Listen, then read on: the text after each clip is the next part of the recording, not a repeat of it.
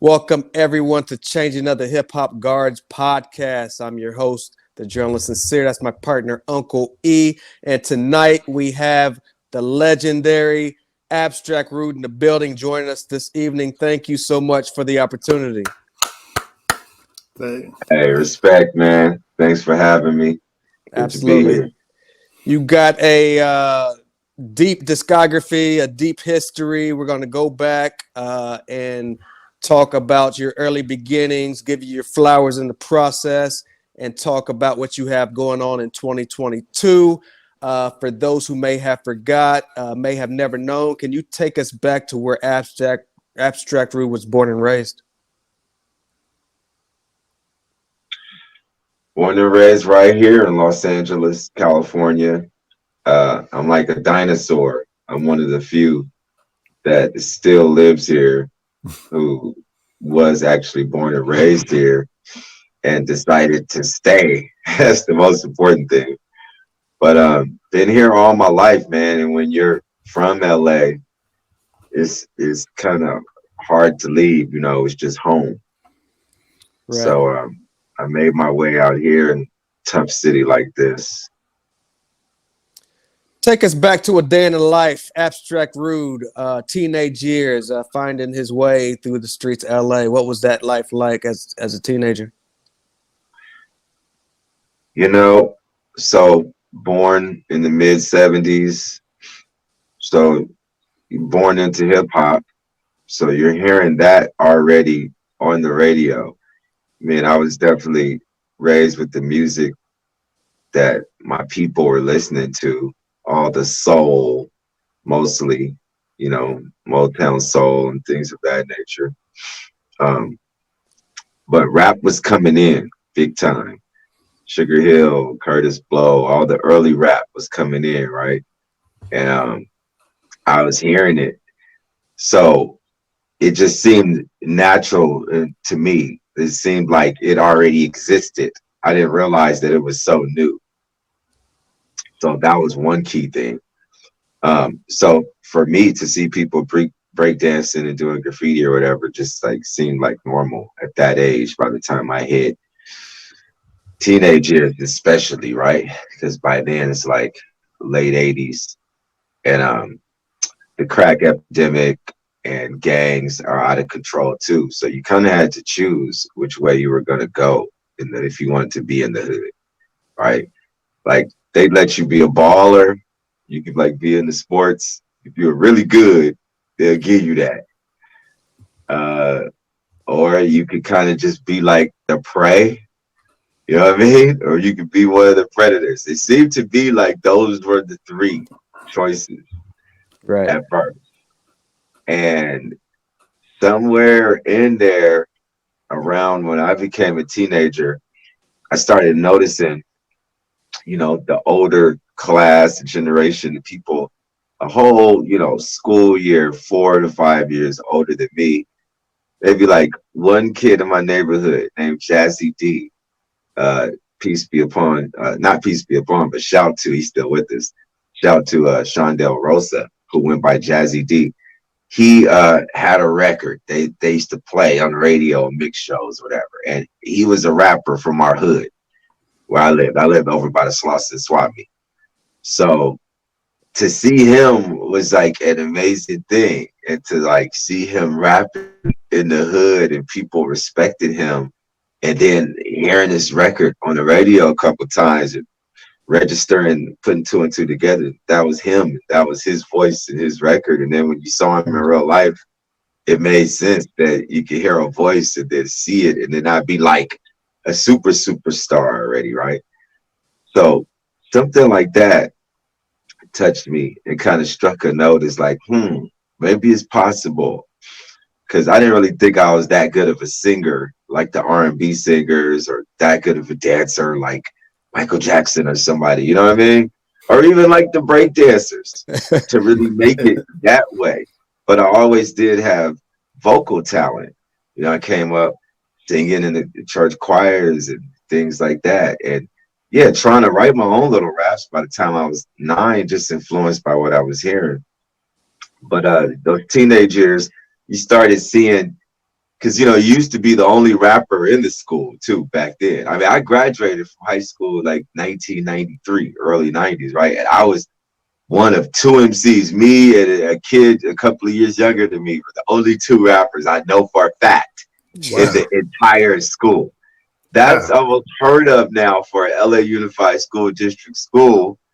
Uh, I remember in late 90s, around 99, me and AC as A Team, AC alone from Freestyle Fellowship, we did a song together called Me and My Main, where he goes, it's 50 MCs per hood. And that was already like, about 6 years later from it being literally only two per hood. You know what I mean? So it had already grown to 50 in like those 7 years. So it was more of a rarity to even have the gall to think you had the gumption to think you can actually become a rapper and end up with a tape out or a record out and be on CD. But once we learned about these places like the Good Life, and before I made it to the Good Life, it was one called Slam It or Jam It. But even before then, we had I Fresh. And, there was like people rapping up at Venice Beach you'd hear about in circles or whatever. It was like a couple little places. I mean, you go way back in the 80s before I could go outside and go to it. It was like the Radiotron. So that had been LA legacy. But a lot of the organizers of that had kind of faded off into the industry or kind of, got off into more money making things. And the culture was just left there around the time I was really smack dab, like 15, 16. There was a lot of energy and no structure, especially for all the artists who were already in their early 20s. They were just like dying for it and enter this place where we all converged on and ended up going to called the Good Life Health Food Center. A lot of people just ended up calling the Good Life, but that became a major center where we all congregated. Right. Let me ask you. So you a little, further back, you said that it seemed like there were only three options, right? Navigating, where you grew up at, which was sports, and then you had the two other options. So how did you end up navigating, at that time? Were you into Well, sports, or like what? How did you make out around that time navigating the streets? like I say, we played sports. So I had two main dudes who we started ATU with. We started as Tribe Unique. And Right. we had hung together since I was 5 and they were 7 and 8. So that Okay. Zulu Butterfly and Ebony Prince from Tribe Unique. So it had been like us forever, right? Okay. Just us keeping each other alive on that block, having to fight gangbangers and, you know, everything, Right. right? So we did everything together, skateboard, bikes, every little phase of things that we got into, we kind of stuck together, including when we gang banging was one of them because you couldn't avoid it. Right. Even if you were trying to be a good kid and had good parents, eventually the gang bangers would come, and it come this peer pressure thing like you got to do something. You got to at least look out, or you gotta walk with them to the swap meet and go bang on some dudes, go punk some dudes, go do something. So we didn't get away. We didn't get away from like gangbanging. We even had incidences where we got jacked by like a dozen dudes. Mm. Remember, I was only 11. They had to be close to like 14, 15. And then we just taking knuckle sandwiches and like I don't even know what's going on. I'm thinking they pissed somebody off at school or something. So I learned at a very young age, like there's enemies of our neighborhood that just don't like us just because we live over here, probably because of what the other boys did, Right. right? That we don't even have nothing to do. I mean, we came up playing with them. Some of them, it profoundly changed me when this one kid ended up that we usually actually rode big wheels with. He ended up Mm. on America's Most Wanted. Oof. And I'm sitting up there watching it with my mom, and they go, "This is the neighborhood of the Six Deuce Brim." She had no idea they were even talking about where we lived, like our Right. neighbor, the Right. boys Right. around the corner. I perked up like, Oh. huh? I'm like, why y'all snitching? Like, moms don't know about this. How is this on TV? Right? And then it's my homie. He done turned into a psycho killer. Oh That's wow. just they turned him into a shooter because they turned the young ones into shooters because they only gonna get juvie time. Certain time, right? Apparently he done laid down body after body. I can't even believe it. Like I still lightweight talk shit to him like when we playing. I'm like, damn, I ain't never said nothing else to this dude ever again. Hey E, hey Yeah. E, I don't see the So camera. you asked me how did I to answer your question, So, how do I navigate? Because things like that happen. That like damn near scared you straight. Then remember they played Scared Straight? scared straight. Yeah, Remember yeah, that yeah. Scared Straight Yeah. special? With I the know when I tossed was salad dude, Chris Rock yeah. talked about it. Like I saw that, homie. That touched me. You saw like Tookie, you saw a fool look like Tookie Williams all up in there talking about he make niggas toss his salad. Oh no, I don't want to end up there.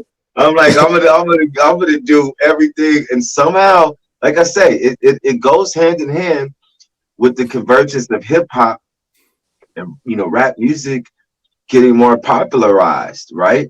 It goes hand in hand with MTV, with Pump It Up, with D Barnes, with all the shows we're seeing, because they would start to cover the local, shows, and then magazines like Herb Magazine, Rap Pages, Rap Sheet, Vibe, like all these things started to fuel it and give it hope. You had one more magazine, one more thing. Oh, unsigned hype. Oh, I got a pathway to get there.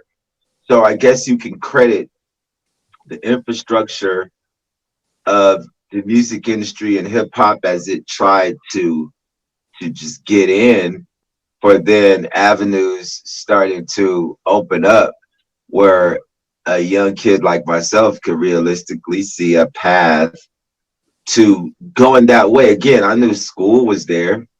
I checked into college. I checked into a JC, Santa Monica College, and I tried going that way.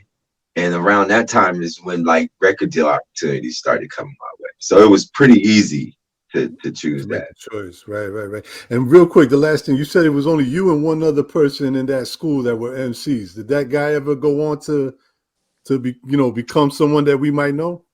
He did. He followed me to the good life. His name was Rafi, and he joined this crew. He formed this crew called the Tunnel Rats. I don't know if you heard of them, but the Tunnel Rats and the Foot Soldiers. They even went on. They did a project with KRS-One at one point. But yes, he became like an ally. Today he goes by Shames Worthy. He even crossed over to Leimert Park and we started Project Blow. And to this Okay. day, he's kind of transitioned more into filmmaking, but he's still a super fierce MC, Hmm. like all around kind of 5 tool player kind of a cat. But so yeah, he kept it Okay. real. And there was that high school, it was called LACES, the Los Angeles Center for Enriched Studies. Though it was a public school, it was a magnet program. So like you were privileged, you had to like be on a waiting list. So Hmm. like I was on the waiting list since I was in the 4th grade and didn't get into the 11th. Wow. Okay. That's how Wow. that's how hard it is to get your kid good education out here, right? But he was one of the ones that went on to graduate from there. And let's see, Cut Chemist went there. Mm. Also, Sick Jackin from Psycho Realm was in my Okay. same graduating class at that school. So all 4 of those people still have careers like in indie music. It's kind of crazy. Nice. Nice. Nice. All right. Very dope. I talked to a few MCs about their best memories of the good life. I've talked to Medusa, Micah Nine, Joseph Lineberg, Coke Daniels. Take us back to some of your best memories of frequenting the Good Life Cafe. Well, I'll tell you, first going in there is just like the same fear that people must have felt before they walked onto the Showtime at the Apollo stage and rubbed that log. So if you actually thought you were going to participate, there was a level of fear, but healthy fear, like whatever they call butterflies. Right, right. You had that times at least 10, at least 10. So it really challenged what you were made of, what you yourself knew you were made of.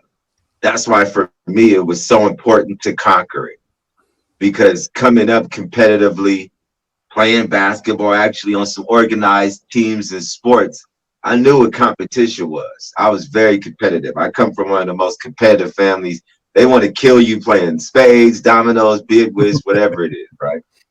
So like, I'm like, oh nah, hell nah, y'all ain't gonna deny me. So that's the first thing I remember is just that feeling of like, damn, I'm scared as fuck, but I gotta slay this dragon, because if I don't, like you said, maybe my last avenue that I got to really try to be something special will close. And it'll be like, nope, you gotta cross that one off too. You couldn't do that. You couldn't make it as a ball player. You don't really think you really want to just go do the college job thing, but if you have to, you will. You know you ain't really cut out to, you ain't a killer like that. You ain't cut out for the streets like that.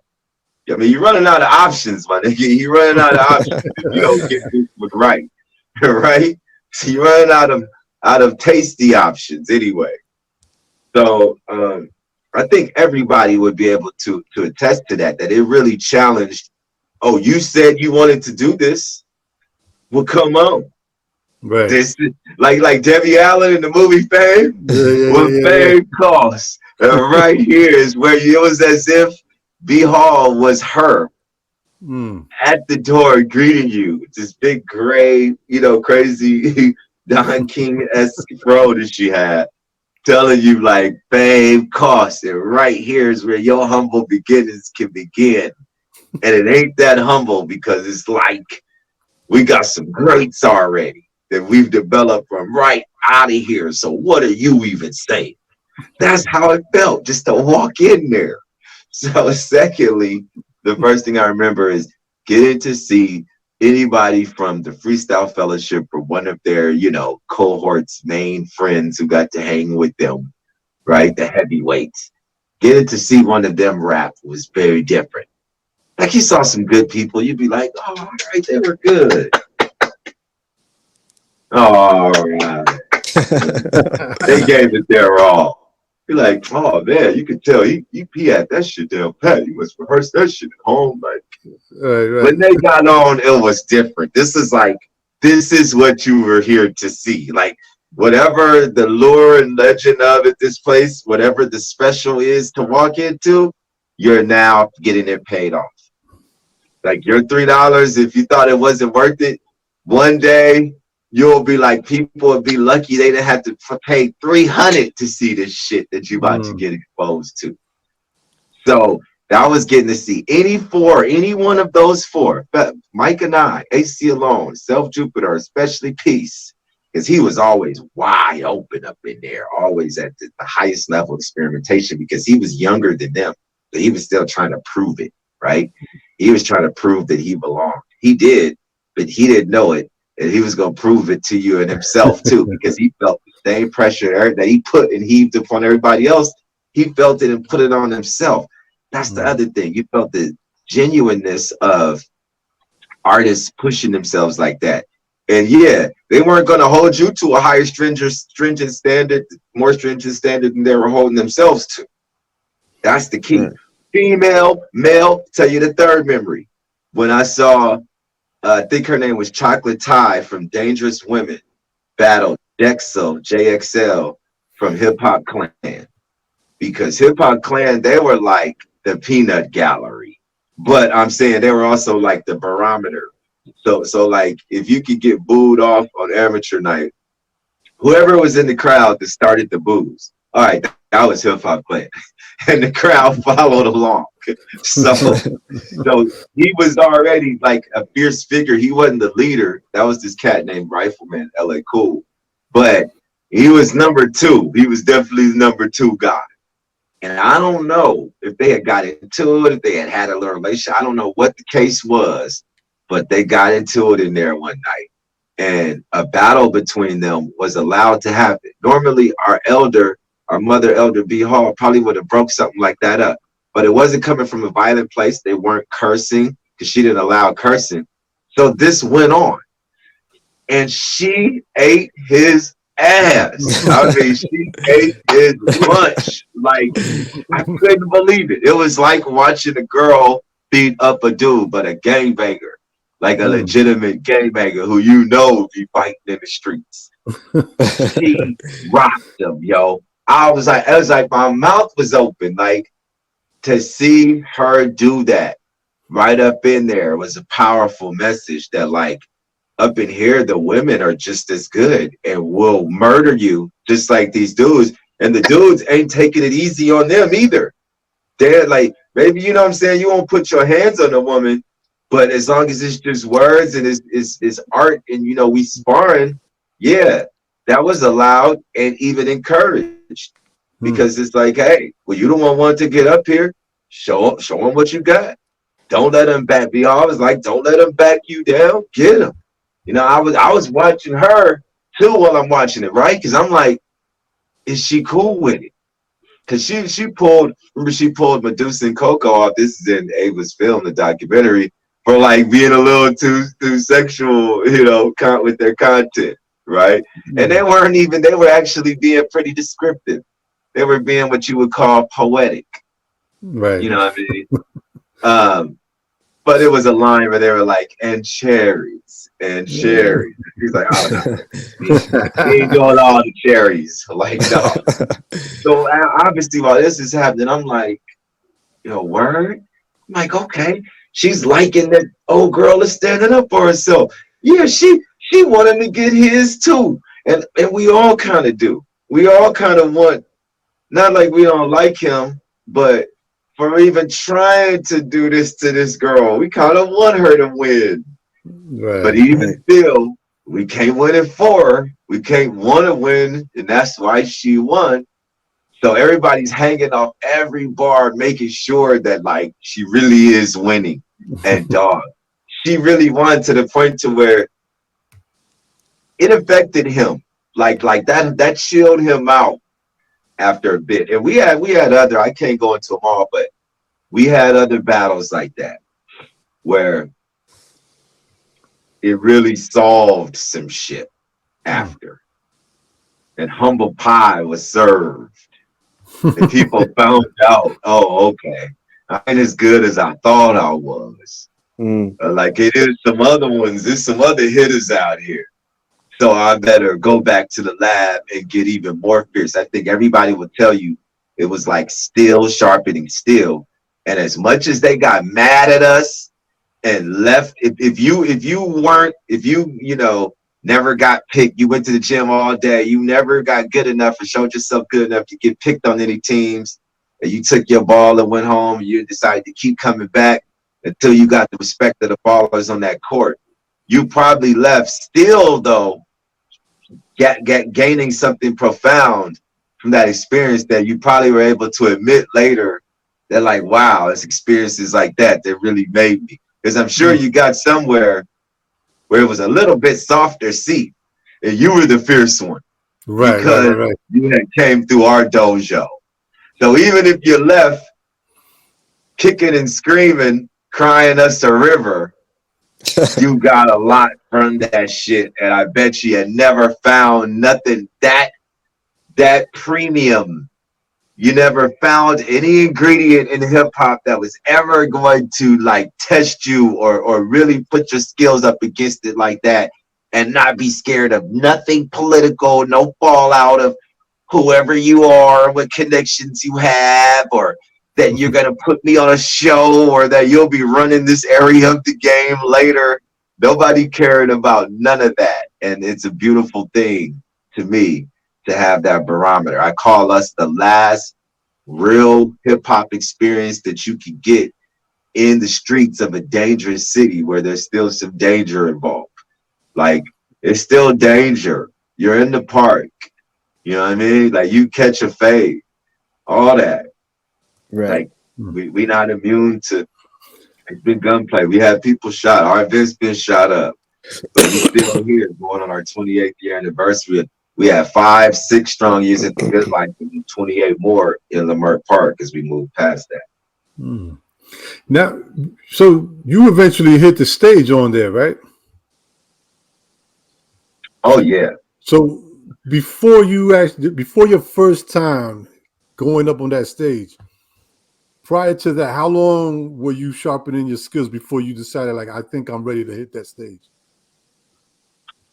Well, I mean, I started trying to write my first rap at 9, and I used to like memorize all the rappers' raps.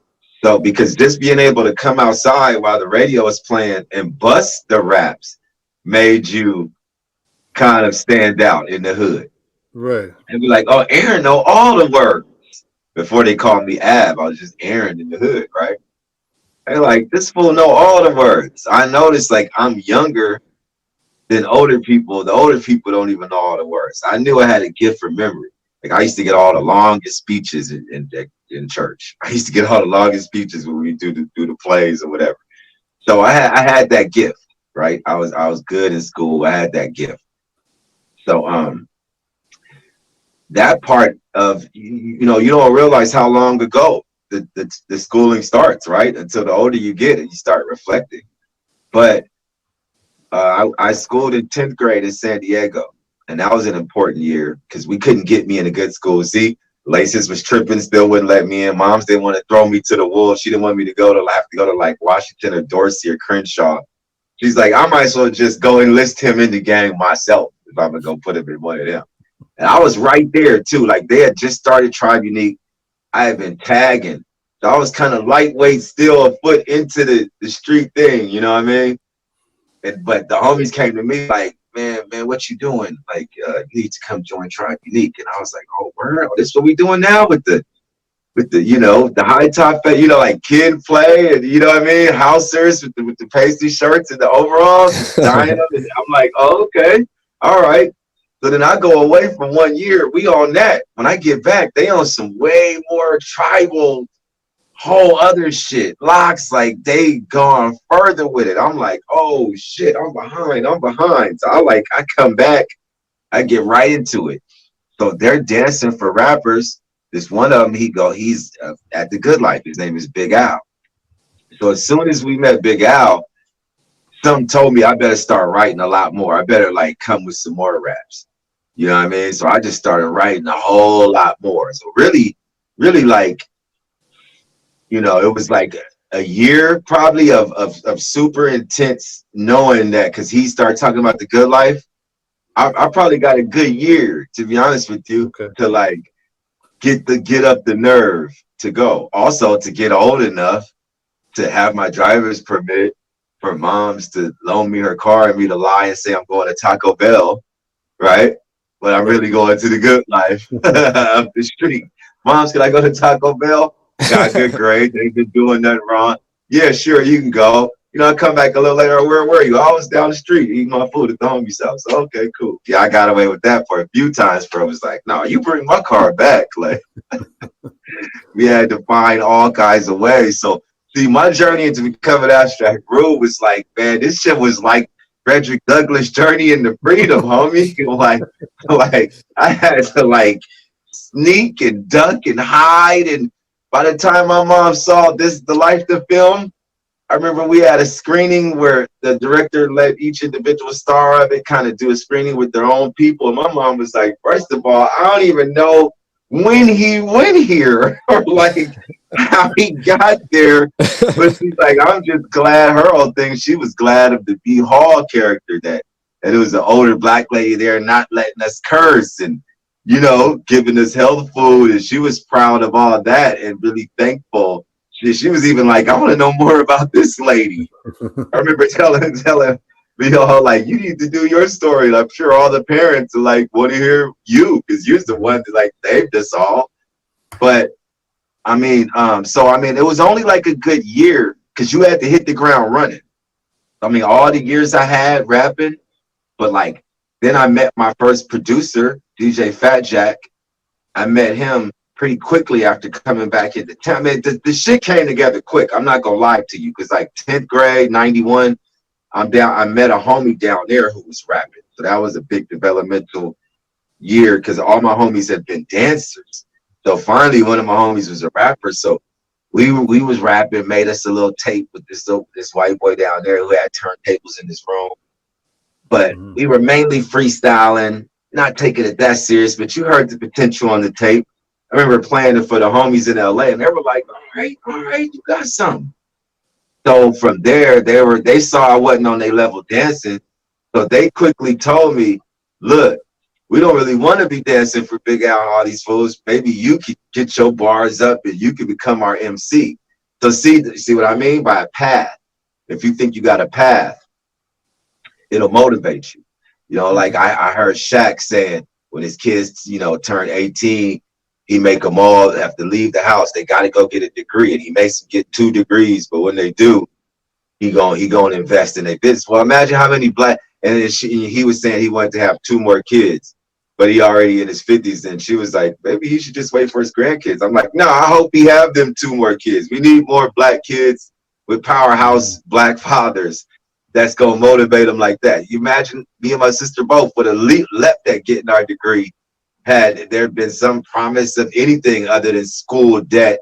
Maybe 33 years later, we're pardoning some of it for you guys, Yeah. right?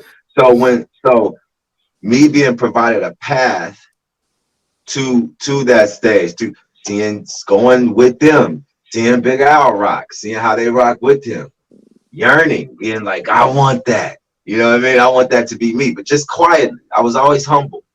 And I knew not to want too much too soon. I mean, I had to finish high school, shit like that. To be Mhm. honest, shit started happening too fast before I could take care of all that little shit. I didn't get to fully develop before uh men 10 to 15 years my senior started anchoring their dreams to where I was at right at that time with my ability.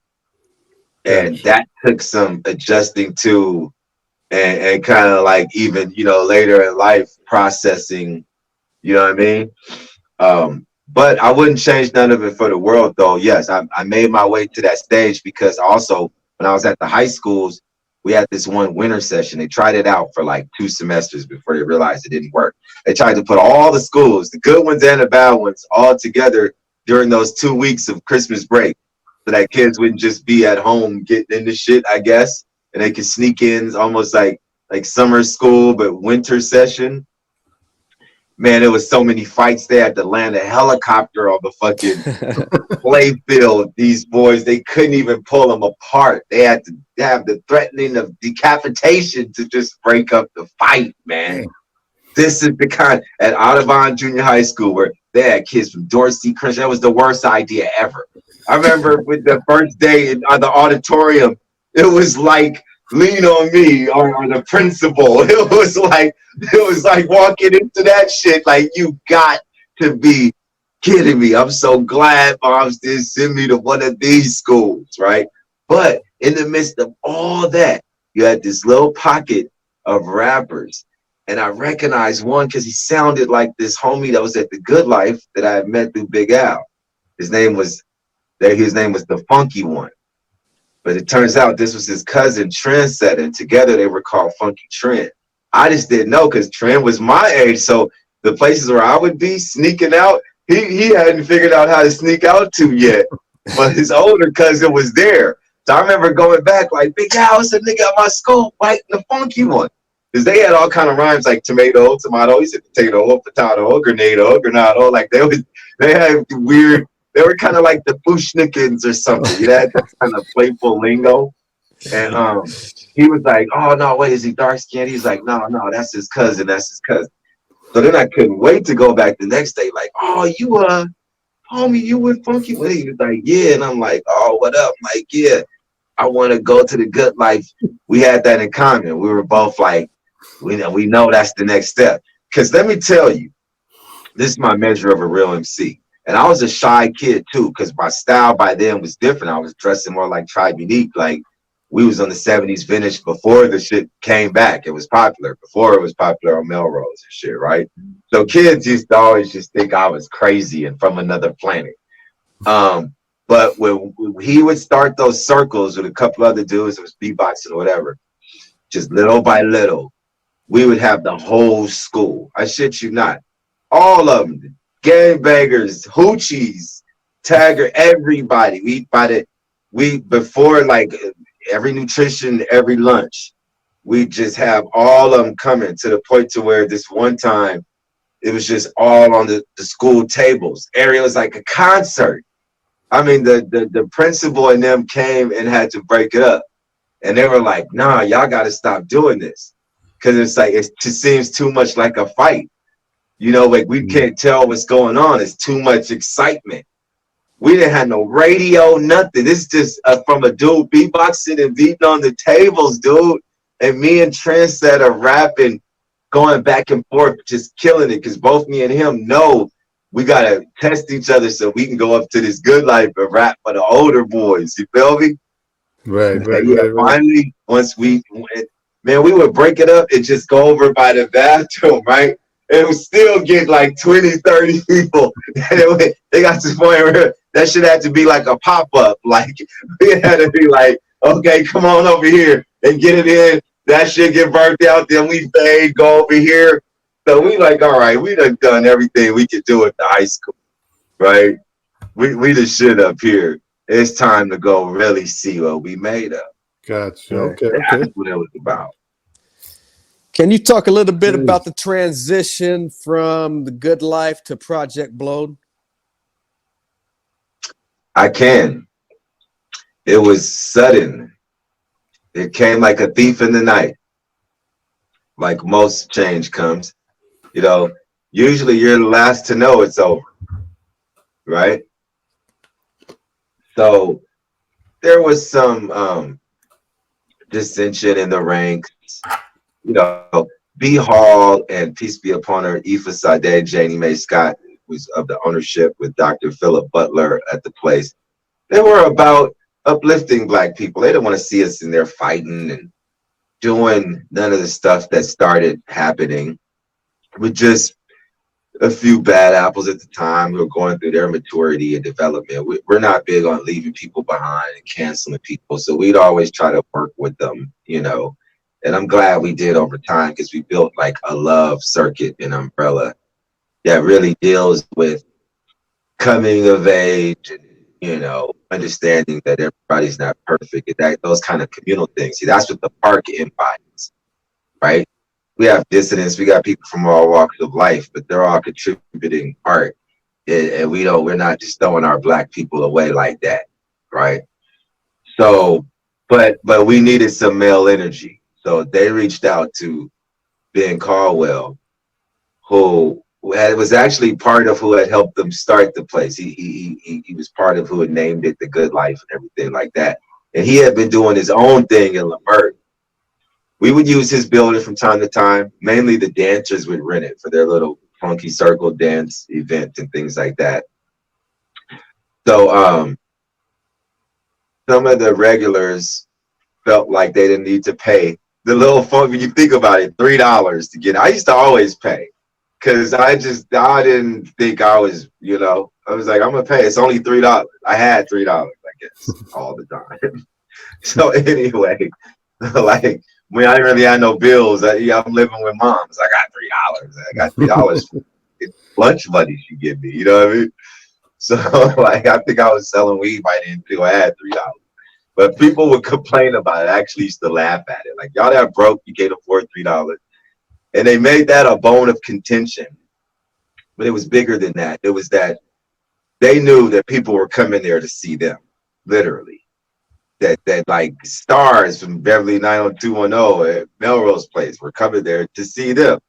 To see these funny Black kids who are in here with all these amazing auditory skills. We knew that this shit was the secret was starting to get out. So some heads didn't feel like they should be paying or whatever. And I think that mixed with the fact that we just knew that we had kind of outgrown them. And maybe we knew we needed to express ourselves a little more freely.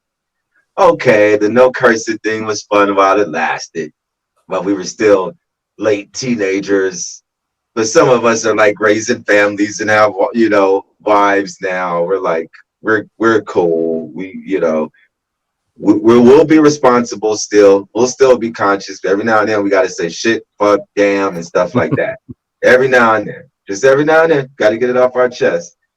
And I think little things like that just made us migrate south to Ben's place, in addition to the fatherly energy that he embodied and was a father of two daughters.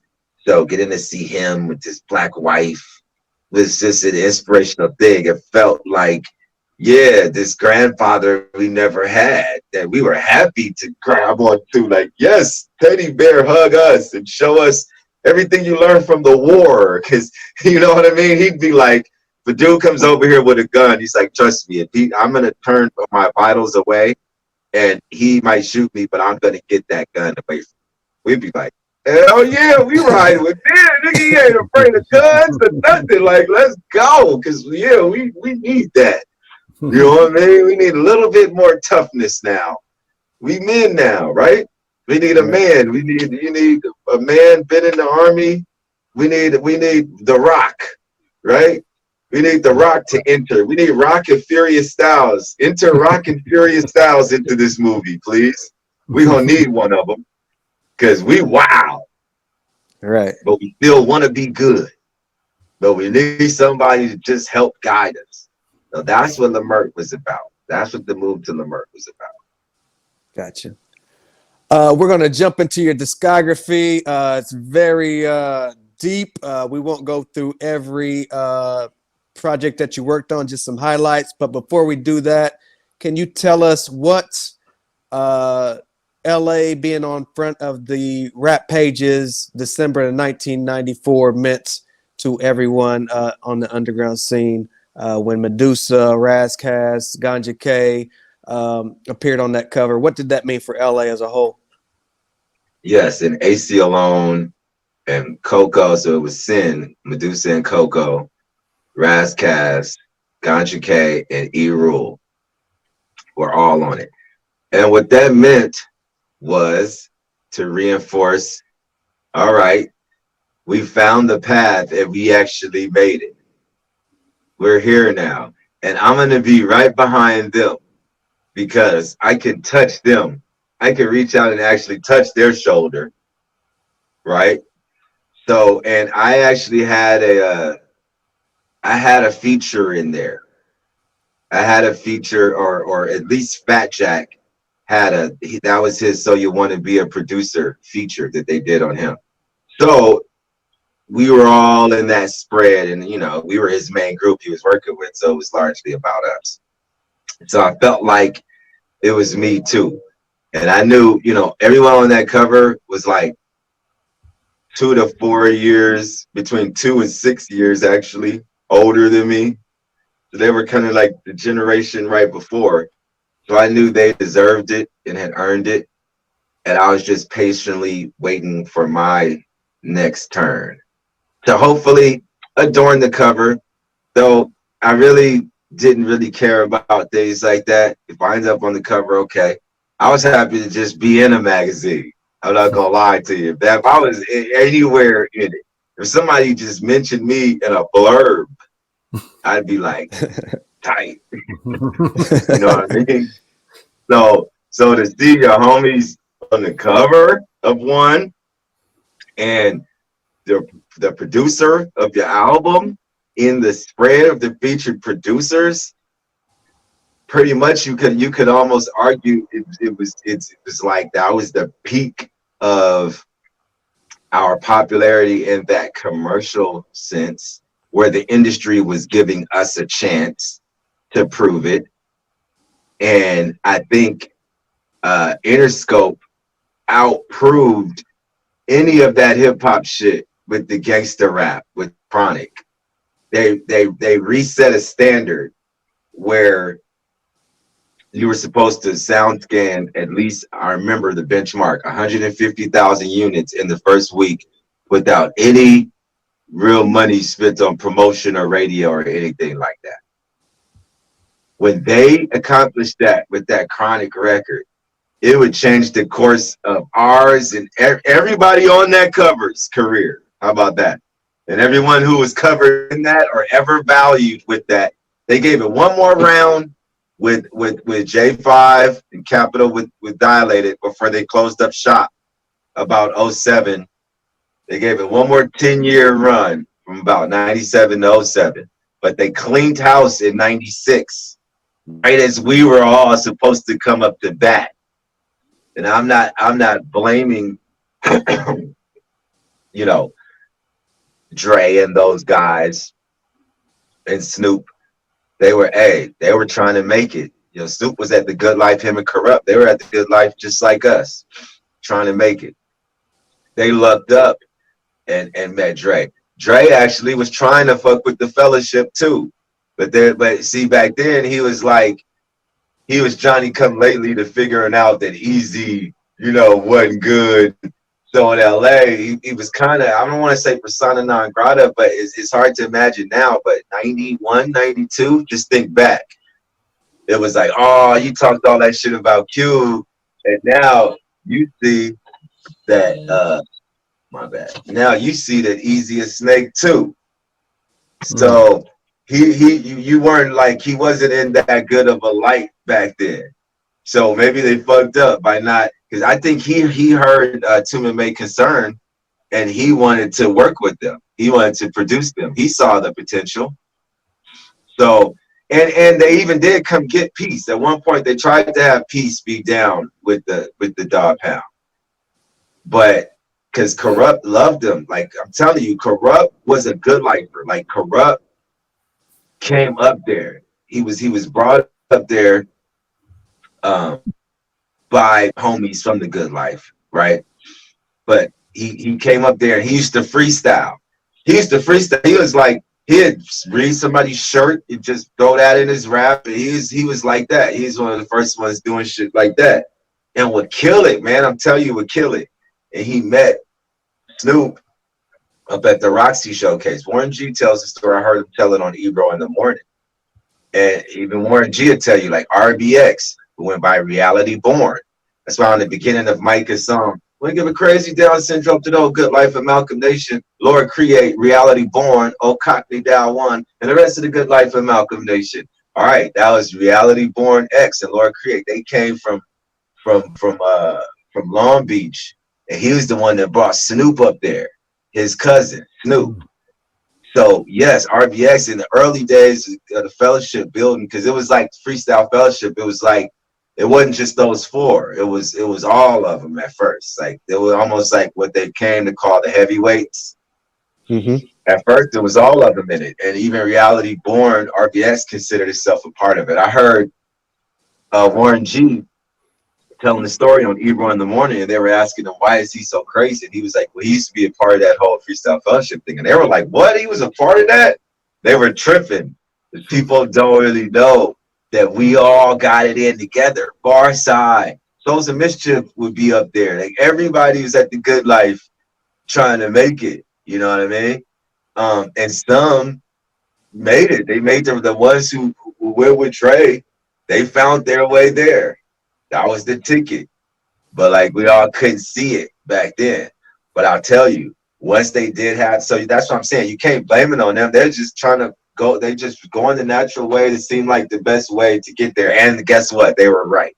Now, with that said, when they had that success, bruh, that shit trickled down to everybody else. I remember I was signed to the Beastie Boys. Mike Diamond told me himself.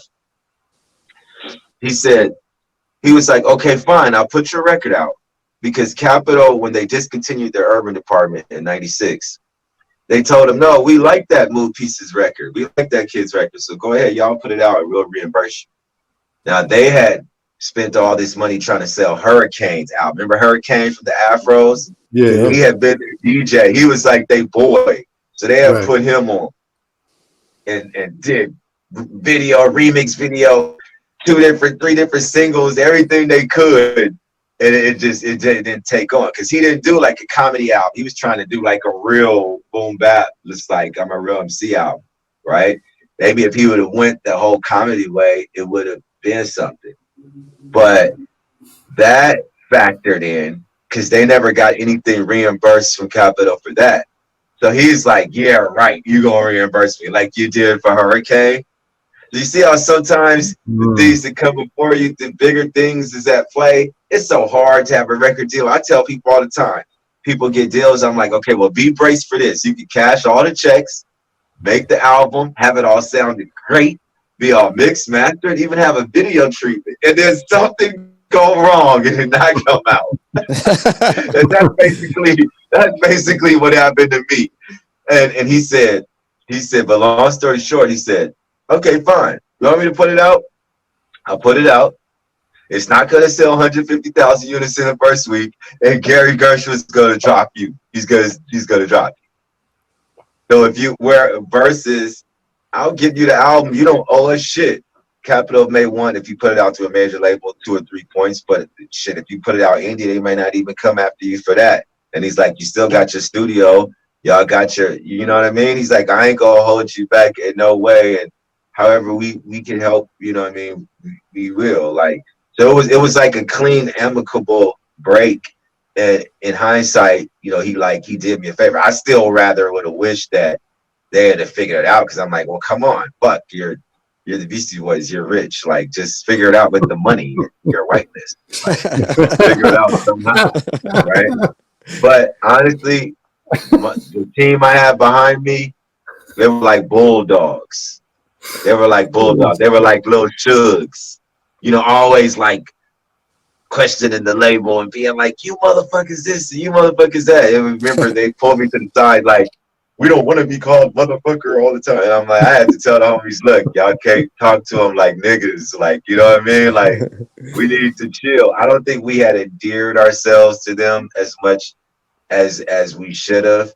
But I can't blame them because I came out, you know, with like pretty clean, and from there we just hit the ground running into our own thing. But he was like, he even said it. He said, this Chronic album has made, because he at all the seminar, everything, they're like, the new standard for urban music is it has to sell 150,000 units in the first week, or it's not even worth moving forward with. That's what the Chronic did, literally, to hip hop. It gave no more chance for any other records not to be as popular as that. Wow, that's At deep, least, at man. least, at least for all the ones that came out of the Good Life. And it Right. seemed like that was pretty much across the board because at that time you had Cool Keith, you had Company Flow, you know, or not Company Flow, the ones who had Mad Ism. All I do is spark Mad Ism. Channel Channel Live. Live. Channel Live. Yeah, Yeah. so Cool Keith, Channel Live, AC Alone, right? Far Side through Delicious Vinyl, myself. All right. What happened with all that? You know what I mean? All that shit just pretty quickly went away. E-roll, you know what I mean? It was like the industry told those labels, you're working with the product that's not showing it can do the numbers to make it worth it to go on. So Right. I think, you know, you hear these stories about the conspiracy theory of, right, them building the prisons and wanting all the gangster material. But I think it's deeper than that. I think that music really did get that popular first. I think they actually, because Tipper Gore and all them, they tried to hold it back. They tried to hold back. Remember, they tried to hold back Two Live Crew. They banned Niggas for Life by NWA from radio play. Remember when they were on Arsenio, he was like, y'all have the #1 record in the nation with no radio play. and people are like, "Woo!" I remember listening to that, and even as a young youth, I knew that means something. That means something good and bad. Right. And I don't know quite yet, but I found out the bad thing that it meant. It meant that we're not going to give anything that doesn't seem to be as interesting as this as fair a shot. Right. So it's easy to just say that they. What about the parental advisory? That's what the whole parental advisory sticker was. That was the compromise of Two Live Crew, who everybody owes a monicum of gratitude to for free speech Right, right. that they're now coming to take away your government if you think too radical and extreme. That's a whole another podcast. But yeah, you know, I You know, think it really did get that successful. Yeah, we really did love it. We loved it almost too fast, too soon, where we tricked the white people into thinking, yeah, this is what we need. This is all we need. This is what we need is shit like whatever can do numbers like this. And instead of that passion for the some other message. type content be put into all right. And I mean, like you could say it did happen for some people, like it did happen for the Fugees. It did happen for right. Like for some people who saw their way there through the creative sort of this conscious kind of Afro Caribbean jazzy, did whatever you want to call native tongues and fellowship, all that different type of shit, whatever you want to call that more weirder alternative rap, that's what it used to be called, Mm-hmm. right? Some people found some success, but I don't think there was as much passion, and then it started to seem a little too easy to put together because the fact of the matter was maybe the earliest gangster rappers who also came from hip hop were very skilled and took rap and the craft of rap serious, right? So like your low profiles who became Dub C and Peace Be Upon Them, Coolio, the Mad Circle, and people like Cube, right? And shit, and DJ Quick, and you know what I mean? A lot of like dope early cats above the law that also were legitimate bona fide hip hop types. They had come up like in a hip hop way with like homies wielding turntables, and, you know what I mean? Right. Knowing DJs and stuff like that. I think what happened is that the hood saw that. Just ordinary average brothers in the hood saw that and we're like, well, them dudes ain't even really real gangbangers, Mm. right? So they out here fooling y'all. They telling our stories to get this money. Well, fuck, man. How about we just tell them ourselves and shit? We don't have to be able to rap that good. If anybody say we can't, we'll threaten to shoot them and kill them.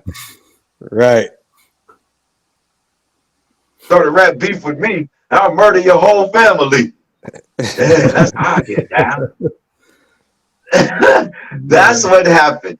Somewhere in the Chronic got too successful. It made it did two things. It got too successful. It made the white people take notice to think maybe we should go get some more like that. It made the dumb motherfuckers who didn't respect the craft think that they can do it and actually start doing it and then prove that yeah they could, right? Right. And then it kind of like what's the third thing? It like okay in the process dumbed down the culture of the craft and how important that part was to even the initial successful gangster MCs. And we call them gangster MCs because they had earned it inside of the culture. They just had a more street conscious, they could only be talking about where they were placed. So gangbanging was going on and they were talking about that. But it makes you go back and respect some stuff you thought you were shaking your head at back then. But you're like, man, I actually shit. I'll take this over, cause it grew into too much of the streets. I remember at our rap shit, you can't bring your homies to all your shows. Your hood homies, they gonna shoot, they gonna take something offensive that somebody does, Right. right? And so what happened was we brought the real hood into rap, unfortunately. Like it was good when Cube and them were when Easy was the only one that was actually pulling 30,000 dope money out of his sock to give to Jerry Heller to go get them a record deal. When he was the only one, he was short, had a chipmunk voice, right? Right. He was cute, like he was unassuming. He was little Easy. We could take one. He was almost a character, a satire of it, right? Mm. But no. See, then maybe Easy is like, yeah, I ain't in the streets like that as much no more. I'm getting buddy, like a professional, like an executive. Ain't that the go? Right? So now people are like, oh, the game makers. So it's like, well, hold on. They faking trying to really be us. Let's go do that and really be it. You see what you have now? Mm. Now you have something can't even be regulated back to the craft because you let the hooligans in. You let that element in, and now shit. Try to hold their feet to the fire or something. They gonna threaten to kill you and your whole family. They gonna threaten to shoot you. Start a battle with me. It's gonna be gunplay, right? Yeah, I mean, I don't know. It got off the rails into something more dangerous, where indictments, court cases, they had to make a law where just get this. They had to come out with a law in the books where these rappers can't be indicted for them snitching on themselves in their songs. Because come to find out, most of the time, they telling the truth that you could just go bring up cold cases inside cities where they from and everything and get, match details and have a pretty good idea that they were in on this crime. Right. That didn't used to exist. I'm gonna tell you, the only one we had like that, the only one was Slick Rick. Remember? Dave the dope fiend shoot in dope who don't know the meaning of water or snow. The lady pulled out a very shotgun. Why, bitch, why'd you shoot me? Like, yeah, all that. Right, Slick Rick was the only one to come to find out was actually rapping about his real shit in the street that he was doing. Mm. The lone Slick Rick. When Special Ed was singing I Got It Made, we knew he didn't have all that shit. Right. Right? Maybe now they singing it and they really got it from illicit drug gangs. That's the difference now. No doubt. You've opened the floodgates and you let the streets in. It's like when you let the streets in to anything else, to movie, you let the mob in, or it's like when you let that element in, it's going to corrupt the long-standing culture and craft of whatever it is, the restaurant business, the gaming. See, that's why I never let guys like that ever be in charge of anything that's ever fucking valuable ever again. See, the casinos and all that, they got the point years ago. They chased all the gangsters out. No doubt. Yeah, hip hop's last to that really. And I'm not hating on anybody that got whatever kind of content they got, but you can't lie and say that some of the craft has not been whittled away because in exchange for the street element that so now you got niggas out here thinking they could just rap over they lyrics. You see them at their concert and they rapping over the song. You're not that Soul Train lip syncing. That's not the craft. That's not the craft. Somebody should be there to tell them, no, you can't do that. But there's not. And if you tell them, they're gonna dismiss you. They're gonna say you a hater, you just jealous because you don't do the same numbers, right? Shit like that. Right. but we hold true to the craft. That's why I say Project Blowed is the last place where we don't care how famous you are, we don't care who you are. All we care about is the craft and how we what we think about it at the highest authenticated level. Right. At what point did you decide to start your own label, Keep the Feel? Technically 2005, because digital music was becoming a thing, and my distributor exec, Daddy Kevin Moo, he started Alpha Pup Distribution and made a pretty solid pitch to me. Like he's like, I need you, but if you believe me on this, you'll have a perpetual, forever home to put out here. You can put out whatever you want, as much as you want to put out, whenever. I won't stop you from anything you want to put out. And that is held true now. We're on our 17th year. Now, initially, I used it to reissue failed ventures from past indie labels. Because you're going to have a lot of those. You stay around for a couple decades. And, you know, things were always good while they lasted. And people transition into other walks of life sometimes, or they move up and just start working for a bigger company or whatever. And so I would rescue those titles and then umbrella them all under Keep the Feel. So it started out as my reissue imprint. And around 2012, so about 7 years in, I had been on I had been on two labels, Battle Axe and Rhymesayers. Battle Axe out of Vancouver and Rhymesayers out of Minneapolis. And after it was apparent that I wasn't going to be releasing records with either of them anymore, on the same kind of way I left Battle Axe, like we still cool, but I'm going to move on to something else kind of thing. I knew, you know, you don't get much that you don't go get for yourself. And me and Kev were both like, I think you got what you came to get from everywhere else. And I think you realize now you got to do it for yourself. So I put my first record, real LP, out in 2015 called Keep the Feel, a Legacy of Hip Hop Soul. And just hit the ground running ever since then, you know, developing artists, putting out other people's projects, putting out my own, you know, mixtapes and interim discs and things of that nature. And I'm just currently right now released a new EP, but it's on the heels of several things. You can only imagine, you sit me down for 2 years with a pandemic, I'm going to come out with a lot of art. So I got 2 finished albums, full length after this, already ready to space out and drop. And then new collaborative stuff I'm already working on after that. And it's all going to be for my own imprint, Keep the Feel, because it's nothing like, you know, that monthly check coming direct deposit to you. You know, every label situation I'd ever been on, you know, you get a little advance, but like CeeLo said, that money be gone. That little money be gone. God damn it, I'm grown. I gotta help keep the heat and the lights on.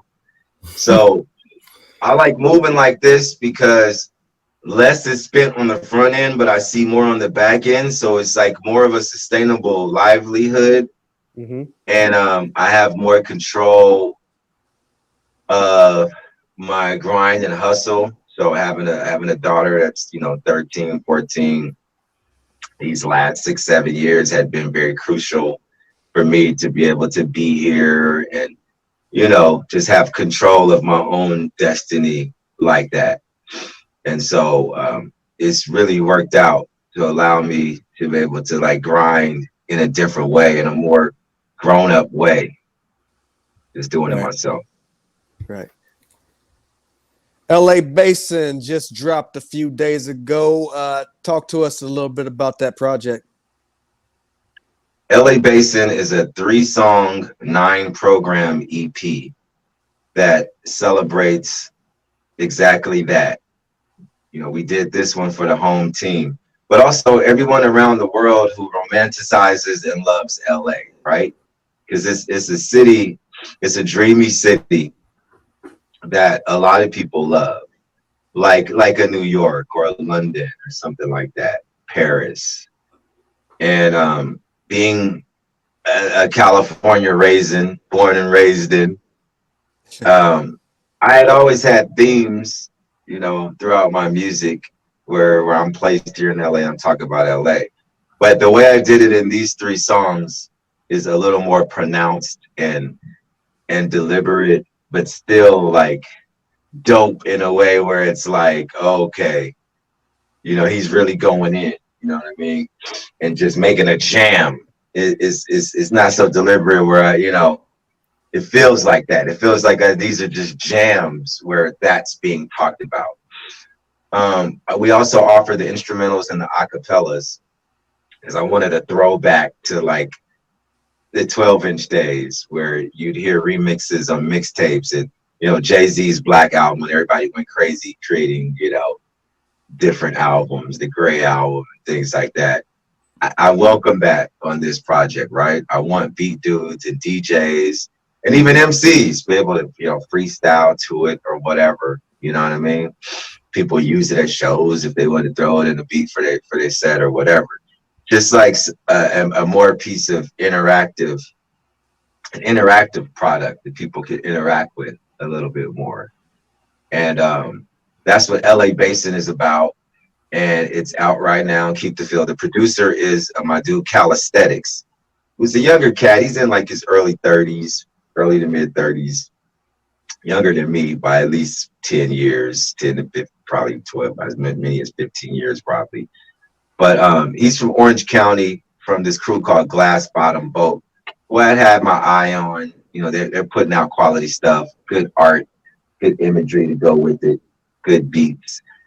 And initially he got at me to just do the first single, and he thought he was going to do a whole project.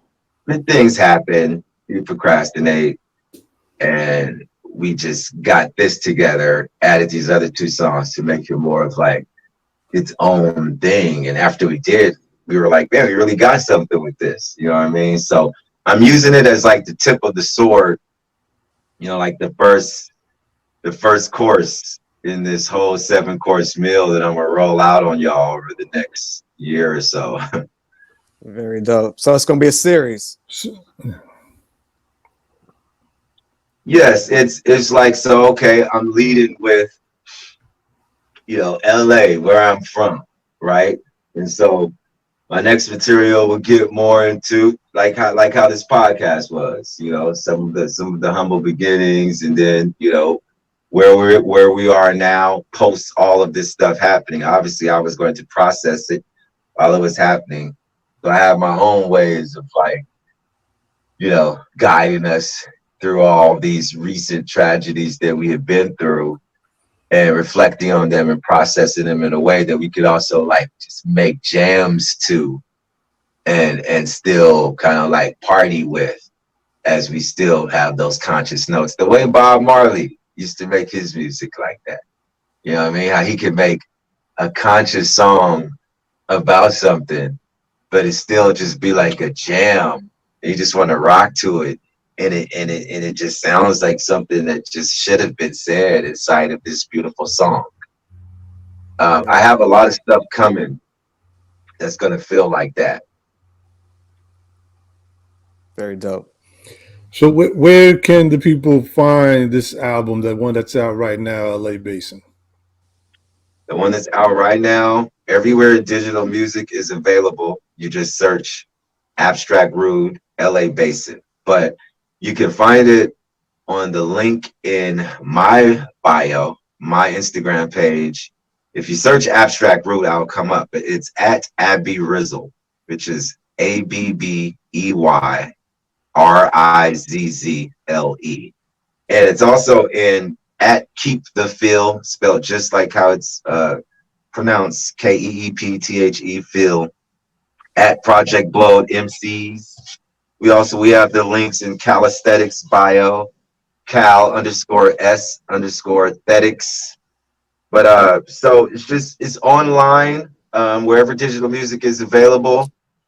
And all the links in our bios and our stories. We have links for our merch. You can visit our Bandcamp, which is keepthefield.bandcamp.com, and you'll find it'll point you to all the links, ways to support me. We're a small business, so we appreciate all the support and patience that we can get from people, and thank everyone who's already been supporting us. It's been a good, overwhelming response, and people want more. It's like I didn't realize how hungry people have been. You know what I mean? They're like on these 3 songs. I'm like, damn, my bad. I better hurry up and drop the next album. But we're gonna ride this out. We got some cool merch, and we're doing this remix contest. We'll have people. We had our closest friends already get them leaked early, but we're also asking producers to send us remixes, and then we'll do special things with like the best ones, like a reissue with the remixes, or add that as a bonus you get for different merch packages and things like that, or let the winners in different cities come do a beat set at one of my next shows, show concerts, all varying kind of things that we'll be rolling out to, again, make this feel like a real interactive project for everybody. Very dope. Well, Abstract Rude, we want to thank you for the opportunity tonight. Thank you for everything you've done for the culture. Like you said, the new project, LA Basin, is out now on all platforms. Anything you want to leave with, Uncle E? Just want to say thank you, man. Thank you. And we appreciate all of the work that you put in throughout the years and continue to do, man. We're going to be sure to be on the lookout for your next series coming out. Hopefully that's sooner than later. And man, just keep doing what you're doing, man. You've come a long way, and you're still here, like you said earlier. So much respect to you, man. Hey, much respect. And let me say this. Props to King's son. We love King's son over here. King's son was one of the first gods that, what I mean, was really was putting it down like that we was also feeling him. And we knew he had some kind of beef, I forget, with somebody from the West, but all the rappers, Ice Cube, but by then some of the people, even the Good Life, had beef with him. So we weren't really like on either side of that like that. If he didn't know that, all the people at the Good Life always thought that he was tight and on the level. We saw him right there with Poor Righteous Teachers, and what I mean, the like Kim Shabazz, and what I mean. We appreciated him. So I just wanted to make sure I said that. Like, much love to him. OG. Absolutely. I'll make sure he sees this and reaches back out to you. Word up, man. All right, bless up. Bless.